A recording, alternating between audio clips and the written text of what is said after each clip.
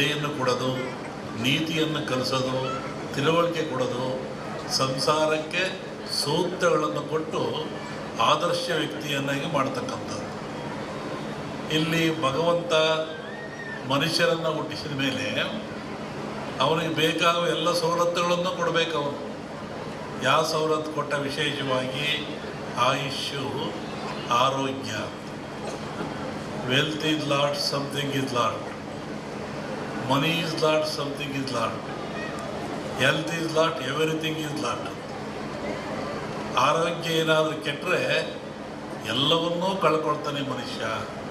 ಏನಿದ್ರೇನು ಆರೋಗ್ಯ ಭಾಗ್ಯ ಇಲ್ಲದೆ ಹೋದರೆ ಆಯುಷ್ಯ ರೇಖೆ ಇದ್ದೇನು, ಸಂಪತ್ತು ರೇಖೆ ಇದ್ದೇನು. ಆರೋಗ್ಯ ಇಲ್ಲದವ್ರು ಏನು ಮಾಡ್ತಾನೆ? ಏನೂ ಮಾಡೋಕ್ಕಾಗಲ್ಲ. ಹಾಗಾಗಿ ಭಗವಂತನ ಪ್ರೇರಣೆ ಇಂತಹ ಗಿಡಮೂಲಿಕೆಗಳನ್ನು ಮನುಷ್ಯನಿಗೆ ವರವಾಗಿ ಕೊಟ್ಟ.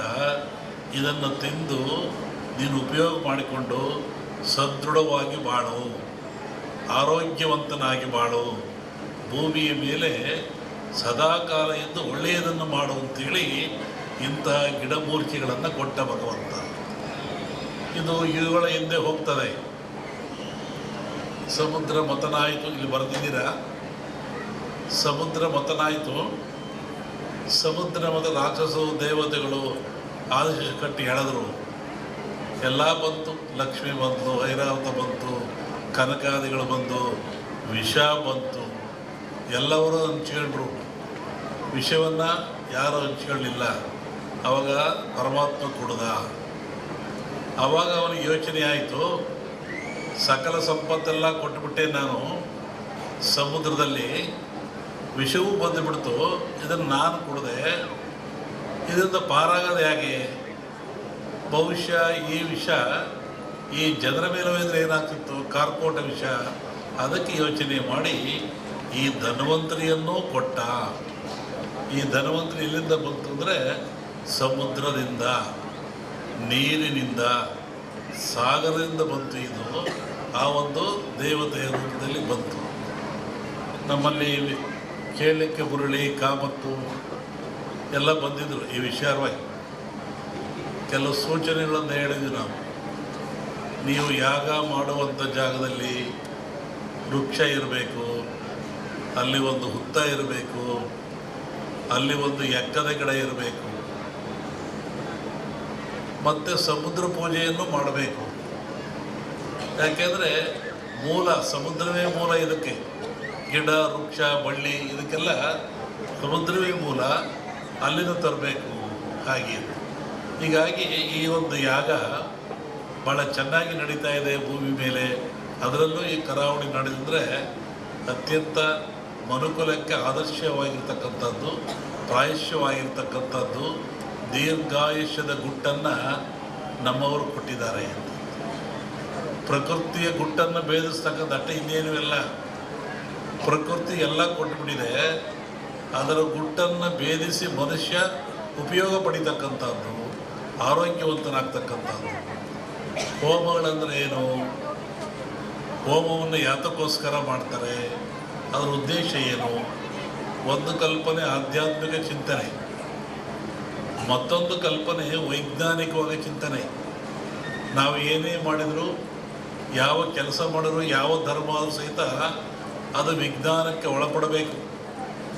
ವಿಜ್ಞಾನಕ್ಕೆ ಒಳಪಡದೆ ಹೋದರೆ ಧರ್ಮ ಆಗಲ್ಲ, ಸತ್ಯ ಆಗಲ್ಲ, ನಂಬಿಕೆ ಆಗಲ್ಲ, ಅಜ್ಞಾನದ ಪರಮಾವಧಿ ಆಗ್ತದೆ ಅದು. ಹೋಮದಲ್ಲಿ ಏನಿರ್ತದೆ? ವನಸ್ಪತಿಗಳನ್ನು ಹಾಕ್ತಾರೆ, ಆಜ್ಯವನ್ನು ಹಾಕ್ತಾರೆ, ಅಗ್ನಿಯನ್ನು ಕೊಡ್ತಾರೆ. ಈ ಗಿಡಮೂಲಿಕೆಗಳು ಅಂತ ಹೇಳಿದ ನಾನು, ಈ ವನಸ್ಪತಿಗಳಿಂದ ಅಗ್ನಿಗೆ ಹಾಕಿ ಹೋಮ ಆಜ್ಯ ಸುರಿಯೋದ್ರಿಂದ ನಮ್ಮ ನಂಬಿಕೆ ಅಗ್ನಿ ದೇವತೆಗಳ ಮುಖ, ಅಲ್ಲಿ ಔಷಭಾಗ್ಯವನ್ನು ಕೊಡೋದ್ರಿಂದ ದೇವತೆಗಳಿಗೆ ತಲುಪ್ತದೆ. ಆವಾಗ ನಾಡು ಸಮೃದ್ಧಿಯಾಗಿರ್ತದೆ, ರೋಗ ರುಜಿನ ದೂರವಾಗ್ತದೆ. ಒಂದಾದರೆ ಅಗ್ನಿಯನ್ನು ಆರಾಧನೆ ಮಾಡಿದವರು ಯಾರು? ಇದು ಒಂದು ಪ್ರಶ್ನೆ. ಅಗ್ನಿಹೋತ್ರಿಗಳು ಅಂತಿದ್ದಾರೆ, ಅವರು ನಿತ್ಯವೂ ಅಗ್ನಿ ಆರಾಧನೆ ಮಾಡಿ ಪೂಜೆಗಳನ್ನು ಮಾಡ್ತಾರೆ. ಅದು ಒಗ್ಗದ ಭಾಗದಲ್ಲಿರಲಿ, ಜಗತ್ತಿನ ಯಾವ ಸಮಾಜ ಇರಲಿ, ಯಾವ ಜನ ಇರಲಿ, ಯಾವ ಕುಲ ಇರಲಿ, ಯಾವ ಪಂಥ ಇರಲಿ, ಅಗ್ನಿಯನ್ನು ಆರಾಧನೆ ಮಾಡದಿರೋರು ಯಾರು? ದೀಪ ಹಚ್ತೀರ ನೀವು ಮನೇಲಿ, ಅದೇನು? ಅಗ್ನಿ. ಅಡುಗೆ ಮಾಡ್ತೀರ ನೀವು ಮನೇಲಿ, ಸ್ಟವ್ವ ಬೆಂಕಿಯೋ ಹಚ್ತೀರ ನೀವು, ಅದೇನು? ಅಗ್ನಿ. ನಾವು ನಿತ್ಯ ಬಾಳಲಿಕ್ಕಾಗಿ ಬದುಕಲಿಕ್ಕಾಗಿ ಆಹಾರ ತಯಾರು ಮಾಡ್ತೀವಲ್ಲ, ಅದು ಯಾವುದು? ಅಗ್ನಿಯ ಮುಖಾಂತರ. ಹಾಗೆ ಅಗ್ನಿ ಜಗತ್ತಿನ ಚರಾಚರಕ್ಕೆ, ಮನುಕುಲಕ್ಕೆ ಆದರ್ಶ, ಅವಶ್ಯಕ. ಅಗ್ನಿಯಿಂದ ಯಾವುದೂ ಇಲ್ಲ. ಧಾರ್ಮಿಕವನಾಗಿ ಅಗ್ನಿಗೆ ಭವಿಷ್ಯವನ್ನು ಕೊಡ್ತೀವಿ ಅಂತ ಹೇಳೋದು ಒಂದಾದರೆ, ಅದನ್ನು ವಿರೋಧ ಮಾಡೋದು ಒಳ್ಳೆತನ ಅಲ್ಲ. ಯಾಕೆ ವಿರೋಧ ಹೇಳಿದ್ರೆ, ಅಗ್ನಿಯೇ ಆಧಾರ ನಮಗೆ. ಅನ್ನ ಮಾಡಲಿಕ್ಕೆ, ಚಹಾ ಕುಡಿಲಿಕ್ಕೆ, ಒಂದು ರೊಟ್ಟಿ ಮಾಡಿಕೊಳ್ಳಲಿಕ್ಕೆ ಏನು ತಿನ್ನೋಕೆ ಅಗ್ನಿ ಬೇಕು. ಅಗ್ನಿ ದೈವೋ ಭವ. ವೈಜ್ಞಾನಿಕೂ ಅಗ್ನಿ ನಮಗೆ ಬೇಕಾಗ್ತಾನೆ. ಆನಂತರ ಕಟ್ಟಿಗೆಗಳು, ಎಕ್ಕ, ಮಾವು, ಮುತ್ತುಗ ಇವೆಲ್ಲ ಬರ್ತವೆ. ಒಂದೊಂದು ಗಿಡದಲ್ಲಿ ಒಂದೊಂದು ಶಕ್ತಿ ಇರ್ತದೆ, ಒಂದೊಂದು ಫಲವನ್ನು ಕೊಡ್ತವೆ. ಕಾಡಿನಲ್ಲಿ ಋಷಿಗಳು ಆಶ್ರಮದಲ್ಲಿ ಯಜ್ಞವನ್ನು ಮಾಡ್ತಾಯಿದ್ರು, ಹೋಮವನ್ನು ಮಾಡ್ತಾಯಿದ್ರು. ಅಂದರೆ ಆ ಧೂಮದಿಂದ, ಆ ಹೊಗೆಯಿಂದ ಪರಿಸರ ಶುದ್ಧವಾಗ್ತಾ ಇತ್ತು. ಮತ್ತೊಂದು ಒಳ್ಳೆಯ ಮಳೆ ಬೆಳೆಗಳು ಬರ್ತಾಯಿತ್ತು. ಕ್ರೂರವಾದ ಪ್ರಾಣಿಗಳು, ಕಾಡಿನಾಗ ಯಾರು ಇರ್ತಾರೆ? ಕ್ರೂರವಾದ ಪ್ರಾಣಿಗಳಿರ್ತವೆ. ಆ ಪ್ರಾಣಿಗಳು ಸಹಿತ ಮನುಷ್ಯನನ್ನು ಹಿಂಸೆ ಮಾಡಲ್ಲ. ಈ ಯಜ್ಞ ಮಾಡೋದ್ರಿಂದ, ಹೋಮ ಮಾಡೋದ್ರಿಂದ, ಆ ಬಂದ ಧೂಮದಿಂದ ಮನಸ್ಸು ಪರಿವರ್ತನೆಯಾಗಿ ಶಾಂತ ಸ್ವಭಾವಕ್ಕೆ ಬರ್ತವೆ. ಆವಾಗ ಮನುಷ್ಯರೊಂದಿಗೆ ಅವು ಸ್ನೇಹಿಗಳಾಗ್ತವೆ. ಅನೇಕ ಕಥೆಗಳನ್ನು ಕೇಳಿದ್ದೀವಿ. ಸ್ವಾಮಿಗಳಿದ್ದರು, ಅಲ್ಲಿ ಹುಲಿ ಬರ್ತಾಯಿತ್ತು, ಸಿಂಹ ಬರ್ತಾಯಿತ್ತು, ಹುಲಿ ಮೇಲೆ ಸ್ವಾಮಿಗಳು ಹೋಗ್ತಾಯಿದ್ರು.